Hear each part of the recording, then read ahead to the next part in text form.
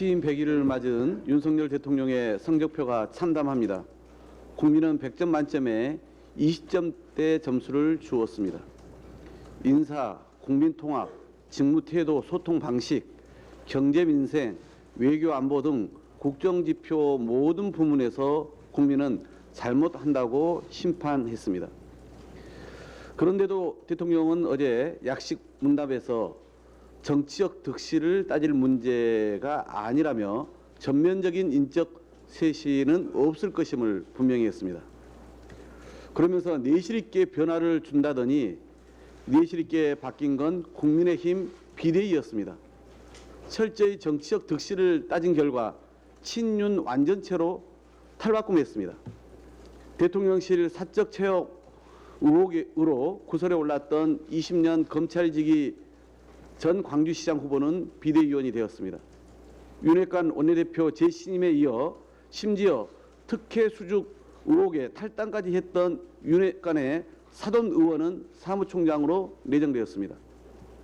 한편 통합의 정치로 민생을 챙기고 경제를 살리라는 여론에 맞서 꺼낸 카드는 더 커진 정치보복 수사였습니다. 여당 원내대표는 자율적 시민단체를 민주당 정치예비군이라며 매도하고 시민단체까지 표적감사의 대상에 올렸습니다. 사건의 실체 규명과는 무관하게 전직 국정원장의 자택에 들이닥쳐 망신주기식 압수수색에 나섰습니다. 감사원을 동원해 국민권익위원장 근태를 뒤지더니 나온 기업자 전체 직원을 볼모 삼는 졸졸함도 잊지 않았습니다. 전 정부의 통계 의혹을 캐겠다며 이번에는 통계청에 표적감사를 시사했습니다. 바닥난 국정 동력을 수사와 보복에서 찾으려는 모습이 목불인결입니다. 윤석열 정권의 폭주가 정권의 위기를 넘어 국민과 나라 전체의 위기로 번질 지경입니다. 민주당은 오늘 대통령실 관저의 졸속 이전 과정에서 제기된 여러 특혜 의혹과 대통령실 사적 채용 논란 등에 관한 국정조사 요구서를 제출합니다. 우리 국민들께서 갖고 계신 주요 의혹을 제대로 밝혀내고 시정을 하는 것은 여야를 떠나 국회에 주어진 당연한 책무입니다. 윤석열 정부가 불공정과 몰상식의 궤도를 하루라도 빨리 벗어나 정상 순항하도록 견인하는 일은 우리 국회가 국민을 대신하여 초기에 정확한 진단과 점검을 통해 잘못을 바로잡는 것부터 시작합니다. 윤석열 정부의 보건복지부 장관, 교육부 장관, 검찰총장, 공정거래위원장 자리는 여전히 공석입니다. 특히 과학방역과 연금개혁을 그토록 강조한 윤석열 대통령의 복지부 홀대를 이해하기 어렵습니다. 최근 코로나 재유행으로 지난주 우리나라는 인구 100만 명당 확진자 수가 216개국 중 1위를 차지할 정도로 확진자가 폭증하고 있습니다.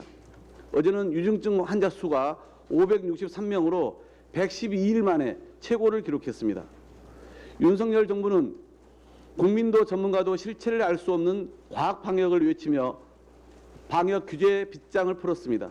그러나 재유행이 시작되자 과학 방역이 자율 방역으로 둔갑했고 확산세가 더 심해지자 표적 방역으로 선회했습니다. 방역 공백이 만든 재확산 공포가 걷잡을 수 없게 돼서야 도로 생활치료센터 재가동을 검토한다고 합니다. 현장은 크게 달라질 것이 없는데 의료진들이 제대로 일할 수 없게 만드는 정부의 무능이 방역 구멍을 만들고 있는 것입니다.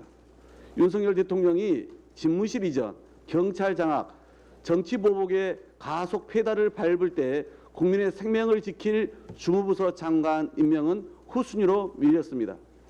전례 없는 두 차례의 자격 미달 장관 후보자 지명으로도 모자라 사실상 국민 생명을 방치하고 방역 책임을 떠넘기고 있습니다. 각자 도생 방역 시대, 국민이 믿고 의지할 정부가 보이지 않습니다. 윤석열 정부는 이제라도 철저한 코로나 대응체계 마련에 나서기 바랍니다. 이상입니다.